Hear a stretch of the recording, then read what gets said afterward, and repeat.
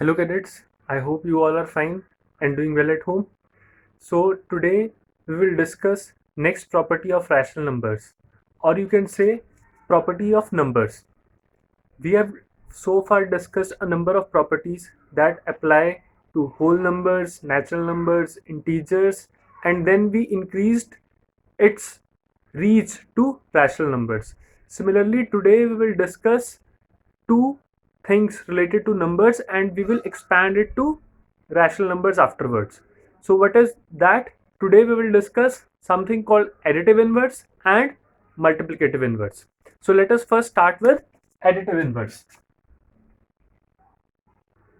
Additive inverse. You can find additive inverse for numbers, for integers, as well as for rational numbers. So what is an additive inverse? Suppose we have a number x. So what does the statement says? Additive inverse of a number x is a number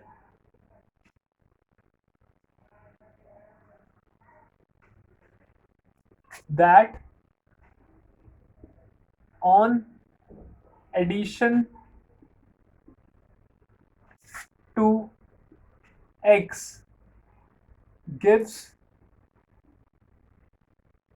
0 as result.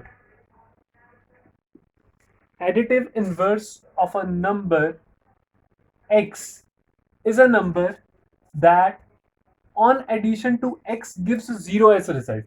Suppose you have a number 2. Then what is the additive inverse? Additive inverse is such a number which when added to it will give you the result, will give you the result 0. So this number is called as additive inverse. So what would be the number over here? What would you add to 2 to get 0? If you add 1 to 2, you will get 3. If you add 2, you will get 4. So obviously you will have to add a negative integer. So 2, if you are having 2 balls and then you add negative 2 to it, so obviously your result would be 0. So additive inverse of 2 is minus 2. Similarly, if the question is find the additive inverse of minus 2, what will you add to minus 2 to get the result 0? If you have minus 2, what will you add to it to get the result 0? Obviously, if you will add 2 to minus 2, you will get the result 0. So additive inverse of minus 2 is 2. So how can you represent it on a number line? Suppose you are having this number line. Here it is 0, 1, 2, 3, 4, 5. Here it is negative 1, negative 2, negative 3, negative 4, negative 5. So what have you observed? That additive inverse of 2 is negative 2 and additive inverse of negative 2 is 2. Or other way around, but you can say that suppose where is 2? From 0 you have gone to 2. You are at which place? This place. What will you add to 2 to get 0 again? So obviously you will add negative 2, then you will reach 0. Suppose in this case you were at negative 2.